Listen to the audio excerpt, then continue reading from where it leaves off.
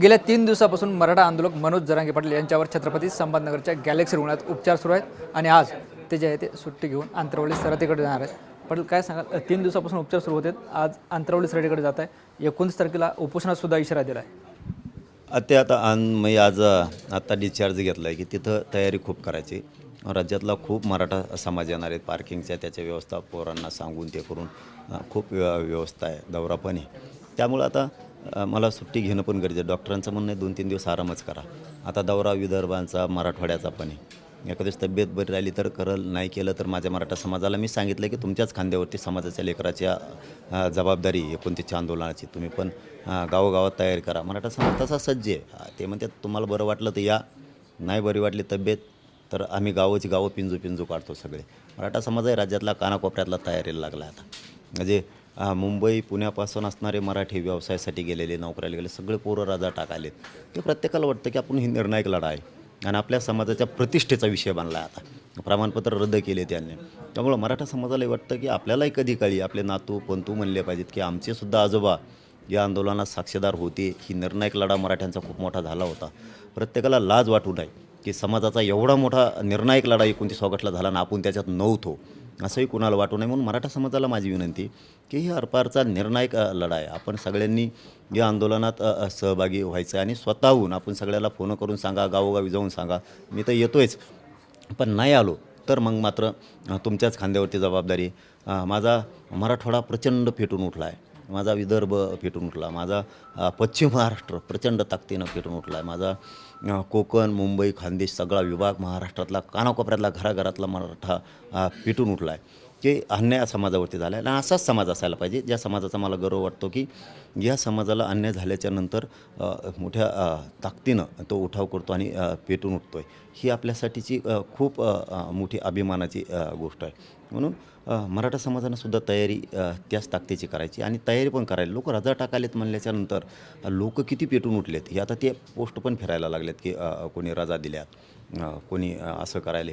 ते खूप असं एखाद्या दिवस असं वाटतं ना की त्याला काय समाज आहे, किती गर्व वाटतो या समाजाचा की अन्याय झाल्याच्यानंतर समाज नोकरीकडे बघायला तयार नाही, व्यवसायाकडे बघायला तयार नाही। मराठा समाज इतका ताकदीनं कसा ताकदीनं पेटला आहे। मग आम्ही सुद्धा थोडी तयारी त्याची करतो आहे। मराठा समाजाने सुद्धा घराघरात जाऊन तयारी करा ही माझी सगळ्यांना विनंती आहे। पाटील, 29 तारखेच्या उपोषणात अशा कोणत्या मागण्या आहेत जे तुम्हाला सरकारला सांगायच्यात? आता त्यांना सांगायचं, त्यांच्या तर पाठ झाल्यात। त्यांच्या पोरांनी जर पेपर दिला तर ते पास होते 100 मार्कांनी त्या पेपरावर। इतक्या मागण्या त्यांच्या पाठ झाल्या। त्यांना ते एखाद्या दिवस रात्री जर झोपेत कोणी विचारलं मराठ्याचं काय मागण्या ते आरबळत सांगू शकतो। आता सांगावं कवर त्यांना, ते अर्धे तर मंत्री डबल झालेत, एकदा पडून मागं येऊन पुन्हा झालेत, तरी त्यांना आणखी मागण्या सांगायच्यात म्हणल्याच्यानंतर हे तर लय मोठा अन्याय मराठा समाजावरती।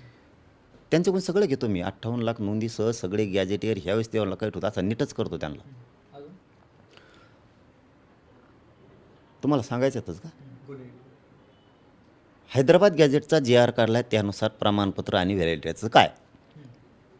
58 लाख नोंदी सापडल्यात, ते कुणबी प्रमाणपत्र का दिले नाहीत? सातारा संस्थान, कोल्हापूर, औंध, पुणे आणि बॉम्बे गव्हर्नमेंटचं गॅजेटियरचं काय झालं? तुम्ही सारथी निर्माण केली, त्या सारथीमार्फतच्या असणाऱ्या योजना बंद का केल्या? त्याला निधी का नाही आहे? याची सगळी कृती 29 ऑगस्टच्या आंदोलनात अंमलबजावणी होणार आहे। महामंडळातले परतावे का थांबवलेत? तुम्ही ठरवलं मराठ्यांचे पोरं व्यावसायिक उद्योगपती झाले पाहिजे, त्या पोरांचे व्याज थांबवून त्यांना देशोधडीला का लावलं?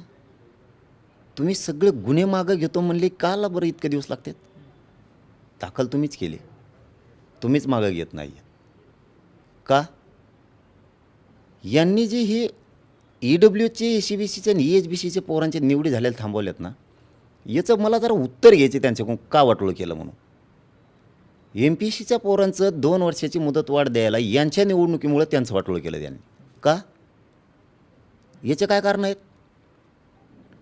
ज्यांच्या नोंदी सापडल्यात त्यांनी कुणबी प्रमाणपत्र काढलेत, व्हॅलिडिटी कशामुळे रोखल्यात? काय कारण आहे त्यांचे? व्हॅलिड झालेले प्रमाणपत्र हे रद्द का करतात? यांचे उद्देश काय आहेत मराठ्यांविषयी? इथं बलिदान गेलेल्या कुटुंबापासून सगळा सोक्षमोक्ष होणार आहे। 29चं आंदोलन हे खूप निर्णायक आंदोलन होणार आहे आणि मराठी पण तेवढे पेटलेत, तेवढा उठाव झाला आहे आता. आणि अन्यायाची जाणीव झाली ना, मी त्याच्यात खूप आनंदी आहे की मराठा समाजाला 2 दिवस लेट मिळू द्या आरक्षण. पण जो समाज अन्यायाच्या विरुद्ध लढायला एकजूट होतो ना, तो कधीच अपेक्षी समाज होत नाही, कधीही यशाचं शिखर गाठतो. पण यापूर्वी सुद्धा अनेक आंदोलन झाली, उपोषण झालं. हे मराठा समाजाच्या आरक्षणासाठी शेवटचं उपोषण असेल? हो, निर्णायक इथं काही ठेवतच नाही मी शिल्लक आता मागण्याच. ज्यांचे कुणबी प्रमाणपत्र देत नाहीत नोंदी असून त्यांनी अंतर्वाली यायचं म्हणून सांगितलं आहे. ज्यांचे निवडी झाल्यात त्यांना पण अंतर्वाली यायचं सांगितलं आहे. कसं काय नियुक्ती देत नाही बघतो. कोणाचे व्याज परतावे थांबलेत त्यांनी अंतर्वाली यायचं. कुणाचे प्रमाणपत्र व्हॅलिडला टाकलेत देत नाहीत त्यांनी पण या ना, कळू द्या ना. सरकार म्हणतंय पेंडन्सी नाही आहे, मला दाखवू द्या ना आहे की नाही. समाज अर्ज घेऊन येणार, दिसू द्या ना. हे काय इकडं उभं राहिलेले बाप आहेत का तुमचे? पण प्रत्येक उपोषणात जे आहे ते सांगितलं तर मागण्या मान्य झाल्या, विजयी झाला आणि पुन्हा उपोषण करावं लागतं. आता पुन्हा तुम्ही 19 तारखेला बसणार आहे. काय असतं, एकतर चांगल्या कामाला शेवट नसतोच. आणि आमचं दुर्दैव होतं, आमचे लोक असूनसुद्धा आम्हाला आमचं हक्काचं मिळालं नव्हतं. हे मिळवताना खूप किचकट प्रक्रिया होती याची. मला टप्प्याटप्प्यानं ह्या गोष्टी मिळवावं लागल्या, घ्याव्या लागल्या टप्प्याटप्प्यानं. आता हे अंतिम टप्प्यात आलं आहे. त्यामुळं याचा आता कायमचा शेवट करून घ्यायचा आहे. आता शिल्लक काय ठेवायचं नाही. त्यावेळेची काय असते की आंदोलनाची भूमिका म्हणून, आंदोलक म्हणून एक प्रक्रिया असते. सरकार आपण दरबारी एकमेकाचं काही आम्ही ऐकायचं, काही त्यांनी ऐकायचं. आता ही अंतिम प्रक्रिया आहे. त्यांनी जे आर दिलेत, काहीच्या अंमलबजावणी केल्यात, काही प्रमाणपत्र निघालेत, काही निघाले नाहीत. आता सगळं जुळून आलं आहे. आता योग्य वेळे बरोबर हातोडा आणायची आणि सगळं समाजाच्या पदरात पाडून घेण्याची. सरकारचे कोणी संपर्क साधला या उपोषणाच्या इशारा? त्यांचं काय बंद आहे, काय सारखं चालूच आहे. आता ते फोनाने त्यांनी संपर्काने नसतं होत आता. कोण आता काल सांगितले सगळीकडे डबल ती येतात आता. त्यांचं सारखं सुरूच आहे. आता तुम्हाला 1-2 दिवसात दिसन पुन्हा. तुमची धावपळ होणार आहे बघा. आता लय गबाळ पळत येणार आहे तिकडं. आजच म्हणत होते आम्ही लय मोठी जण म्हणलं येणार आहेत, म्हणलं या 1-2 दिवसांनी. काय होईन तेच नाही सांगता येत बुवा आता.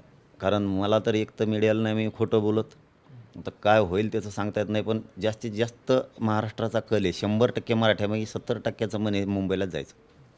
आधी मुंबई जाम अन मग काम, असं मराठ्याने नवीन मन आणली बा.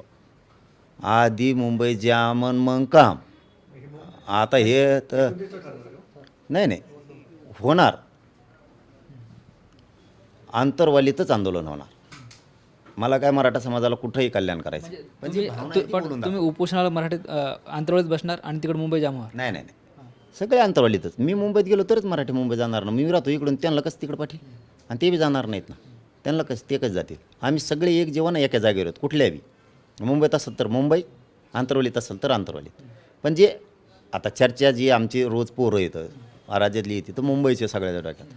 माझं म्हणणं ठीक आहे, तुम्हाला काय न्याय द्यायचा मी कुठंही देतो ना. मुंबई का आंतरवाली? अंतरवाली, फायनल अंतरवाली.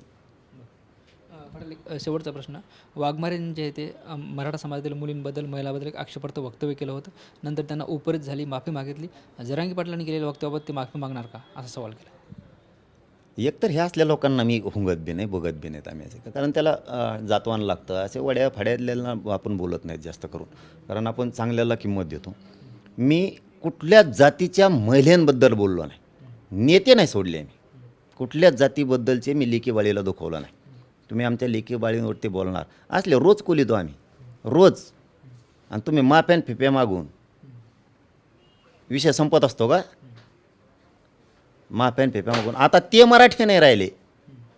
जाहीर निषेधन यावून ट्याव ते विषय नाही राहिले. आता ती मराठा राहिलाच नाही. आता तुम्ही माफ्या मागणार, इकडं पार इज्जती घालणार, माफ्या मागणार, विषय सुटणार. म्हणजे विषय संपला नाही तर अजून माफ्या मागणार म्हणजे तुम्ही इज्जती घालणार, छत्रपतींवरती बोलणार, महिलांवरती बोलणार, आणि तुम्ही माफ्या मागणार आणि मराठी माफीवर थांबणार. काय आव्हान आहे मराठा समाज? मराठा समाज बघेल की मी कोण आव्हान करणार? मराठ्यांची लेख आहे, मी कोण आव्हान करणार? मी कोण आव्हान करणार? मराठ्यांची लेख आहे, मराठ्यांना प्रतिष्ठा कळती. तुम्ही कोणी येणार आणि काही पण बोलणार, दाखवायचंच का तुम्हाला? ते हे घुसलं आणि ते घुसलं, दाखवायचं का तुमच्या घुसलेल्या? असं बोलतो का मी कधी? बोलतो का मराठी आम्ही कधी? मला पण बोलायचं नाही आहे ना. आहेच ना, कशाला त्याला फड्यात पडतो? त्याच्यात कशाला पडतो? ते काढल्यावर तर खालीच मानं घालून चालावं लागतं ना तुम्हाला.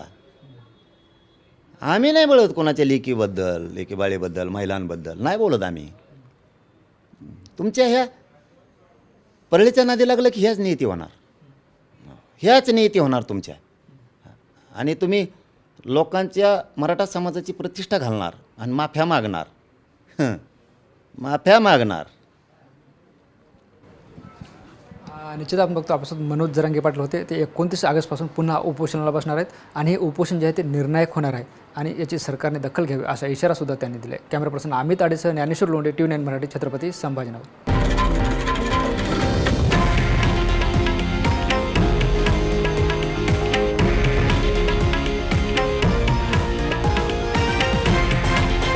हे आहे देशातील नंबर 1 न्यूज नेटवर्क आणि आपण पाहत आहात TV9 मराठी, एकमेव.